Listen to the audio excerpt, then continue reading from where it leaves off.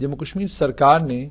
Anganwadi worker और anganwadi helper को लेकर जो कानूनों में बदलाव किया है और जो human resource policy anganwadi workers के लिए और आंगनवाड़ी हेल्पर्स के लिए लाई है, उस ह्यूमन रिसोर्स पॉलिसी में एक सबसे बड़ा बदलाव ये है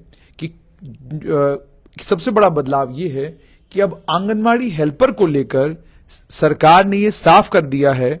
कि जो कमेटी जिसको ये जिम्मेदारी दी जाएगी कि उसे आंगनवाड़ी हेल्पर और आंगनवाड़ी वर्कर्स को एंगेज करना है, उस कमेटी को ये कहा गया है कि आपने सबसे जरूरतमंद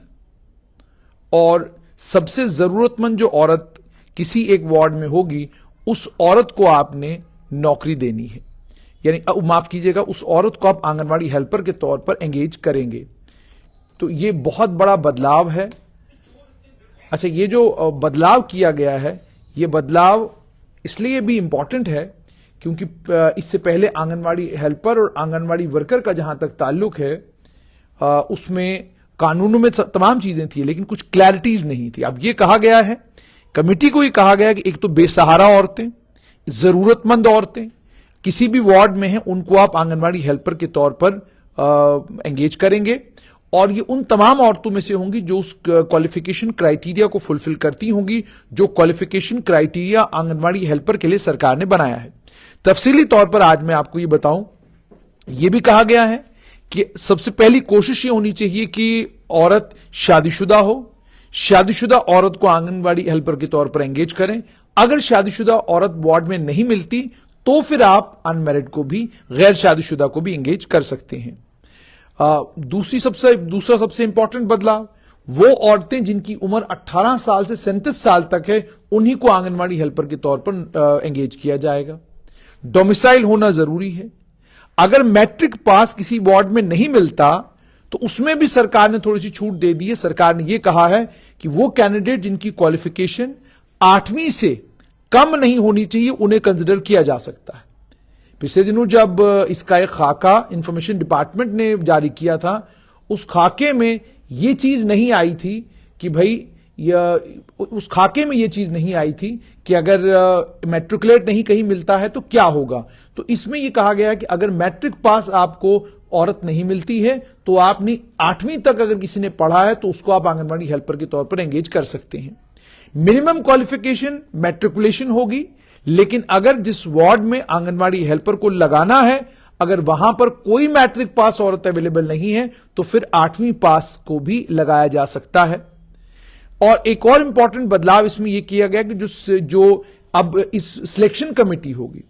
उस सिलेक्शन कमेटी के चेयरपर्सन डिस्ट्रिक्ट प्रोग्राम अफसर ICDS होंगे, member district social welfare officer रहेंगे, member secretary child development project officer CDPO concern रहेगा और उसके अलावा DSC का जनरल मैनेजर और असिस्टेंट डायरेक्टर एम्प्लॉयमेंट भी इसके मेंबर रहेंगे। यानी 5 मेंबर की यह कमेटी रहेगी जिसके chairperson district programme officer ICDS रहेंगे।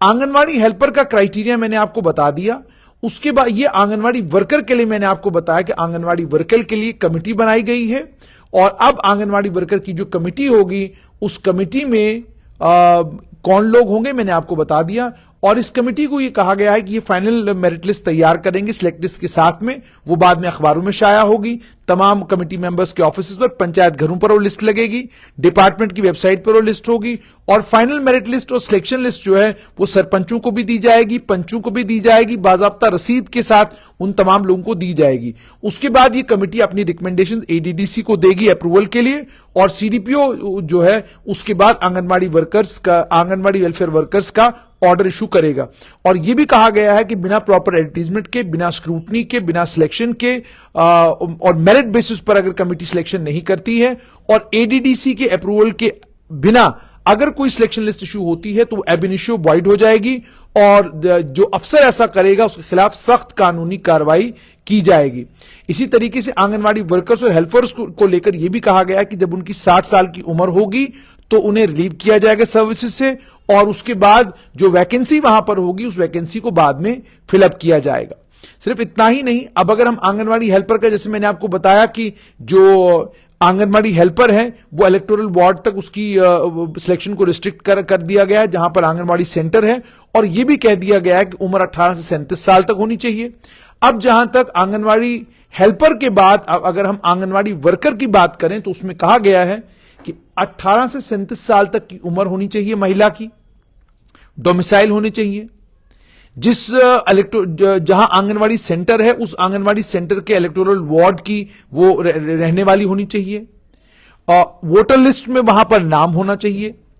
और अगर मान लीजिए किसी कैंडिडेट का नाम वोटर लिस्ट में अपने पेरेंट्स के साथ आता है तो फिर उनको एक सर्टिफिकेट देना होगा तहसीलदार का, जिसमें तहसीलदार ये लिखित में देगा कि इस लड़की की शादी नहीं हुई है, इसीलिए इसका नाम जो है वोटर लिस्ट में इसके माता पिता के साथ आ रहा है। तो ये बहुत इंपॉर्टेंट है कि जिस आंगनवाड़ी सेंटर में आंगनवाड़ी वर्कर को लगाना है वो उसी इलेक्टोरल वार्ड की होनी चाहिए, वोटर लिस्ट में उसका नाम होना चाहिए। अगर वोटर लिस्ट में कैंडिडेट का नाम जो है वो माता पिता के नाम के साथ आता है तो फिर तहसीलदार का एक सर्टिफिकेट चाहिए जिसमें तहसीलदार ये कहे कि जनाब इसकी शादी अभी नहीं हुई है, ये घर परिवार के लोगों के साथ ही रह रही है। जहां पर कोई डिस्प्यूट होगा, किसी भी तरह का डिस्प्यूट होगा रेजिडेंस को लेकर, तो एक रेजिडेंट प्रूफ कि आप उस इलाके के रहने वाले हैं, वो एसडीएम या असिस्टेंट कमिश्नर रेवेन्यू से वो आप रेजिडेंस प्रूफ लाएंगे तो उससे साबित हो जाएगा कि आप वहीं के रहने वाले हैं। मिनिमम क्वालिफिकेशन 10+2 है, मैक्सिमम ग्रेजुएशन है, और अगर कोई 10+2 कैंडिडेट वार्ड में अवेलेबल नहीं है तो फिर अगले वार्ड से 10+2 का अगर कोई कैंडिडेट मिलता है उसको कंसिडर किया जाएगा, लेकिन उसमें मिशन डायरेक्ट पोषण अभियान की सहमति की जरूरत होगी। उसके बाद अगर अगले वार्ड में भी आप मान लीजिए एक वार्ड नंबर 16 में आंगनवाड़ी सेंटर है, लेकिन कोई 12th पास वहां मिल नहीं रहा, कोई मैक्सिमम क्वालिफिकेशन ग्रेजुएशन वाला कैंडिडेट कोई मिल नहीं रहा जिसको आंगनवाड़ी वर्कर के तौर पे लगाया जाए, तो फिर दूसरा वार्ड नंबर 17 में जाएंगे। अब मान लीजिए वार्ड नंबर 16-17 दोनों में कोई कैंडिडेट सूटेबल कैंडिडेट नहीं मिलता है, तो फिर पंचायत में जो सबसे नजदीकी वार्ड होगा उस नजदीकी वार्ड से कैंडिडेट को इस वार्ड में लगाया जा सकता है, लेकिन उसमें एमडी पोषण अभियान का अप्रूवल चाहिए। उसके बाद वेटेज दी जाएगी कि 10+2 में आपके मार्क्स कितने आए हैं, और सिलेक्शन प्योरली मेरिट बुनियादों पर होगी और कोई क्राइटेरिया इसमें कंसिडर नहीं किया जाएगा। उसके बाद अगर किसी रिटायरिंग आंगनवाड़ी वर्कर या आंगनवाड़ी हेल्पर के परिवार में कोई एलिजिबल कैंडिडेट है तो उसे 2% एक्स्ट्रा पॉइंट्स मिलेंगे, यानी किसी आंगनवाड़ी हेल्पर की बच्ची या किसी आंगनवाड़ी वर्कर की बच्ची अगर वो आंगनवाड़ी वर्कर के लिए अप्लाई करती है तो उसको 2 एक्स्ट्रा पॉइंट जरूर दिए जाएंगे। अगर एलिजिबल कैंडिडेट्स के बीच में टाई हो जाता है कि 2 कैंडिडेट आंगनवाड़ी वर्कर के लिए दोनों क्वालिफाई कर गए तो जिसकी उम्र ज्यादा होगी उसे लगाया जाएगा। उसके बाद जिन कैंडिडेट्स की क्वालिफिकेशन ग्रेजुएशन से ज्यादा होगी उन्हें कंसिडर ही नहीं किया जाएगा। ये सरकार ने क्राइटेरिया बनाया है आंगनवाड़ी वर्कर की सिलेक्शन के लिए। उसके बाद सरकार ने यह भी कहा है कि सिलेक्शन कमेटी क्या होगी वो मैंने आपको ऑलरेडी बता दिया। उसके बाद पेड एब्सेंस जो है, अगर मैटरनिटी पर पेड एब्सेंस मिलेगी। उसके अलावा एबॉर्शन या मिसकैरेज अगर होता है तो उसमें भी 45 दिन की ड्यूरेशन के लिए कहा गया है कि उसमें भी पेड एब्सेंस मिलेगी, यानी पैसा मिलेगा उस वक्त का। अब मान लीजिए मैटरनिटी की वजह से, एबॉर्शन या मिसकैरेज की वजह से अगर कोई वर्कर या किसी हेल्पर को वो काम पर नहीं आ पा रही है आंगनवाड़ी सेंटर में, तो एमडी पोषण अभियान को कहा गया कि अल्टरनेट अरेंजमेंट करिए जब तक कि वो आंगनवाड़ी वर्कर या हेल्पर काम पर वापस नहीं आते। उसके बाद मान लीजिए कोई इम्तिहान किसी आंगनवाड़ी वर्कर ने देना है तो उसमें कहा गया है कि इसके लिए कोई पैसा आपको नहीं मिलेगा, इम्तिहान आपने अपना देना है। मेडिकल इमरजेंसी का जहां तक ताल्लुक है 60 दिनों की अनपेड एब्सेंस जो है उसकी इजाजत होगी मेडिकल इमरजेंसी के केस में। ट्रेनिंग को लेकर यह कहा गया, और मेडिकल इमरजेंसी में भी यह समझने की जरूरत है कि मेडिकल इमरजेंसी का मतलब हो गया मैटरनिटी के अलावा एबॉर्शन या मिसकैरेज के अलावा, यानी कोई महिला प्रेग्नेंट हुई है तो जाहिर सी बात है उस वक्त वो उस केस में अनपेड नहीं रहेगा, ये पेड रहेगी, छुट्टी है। लेकिन उसके अलावा कोई भी मेडिकल इमरजेंसी होती है, कोई घर में बीमार हो गया या आंगनवाड़ी वर्कर बीमार हो गई, कोई जुकाम बुखार की वजह से आप घर बैठ गए या कोई और दिक्कत हो गई, तो उसमें 3 ब्रेक्स में आप अनपेड एब्सेंस जो है 60 दिन की आप ले सकते हैं। ट्रेनिंग का जहां तक ताल्लुक है, टर्मिनेशन ऑफ सर्विसेज का जहां तक ताल्लुक है, 1 महीने का नोटिस दिया जाएगा और उसके बाद निकाल दिया जाएगा। और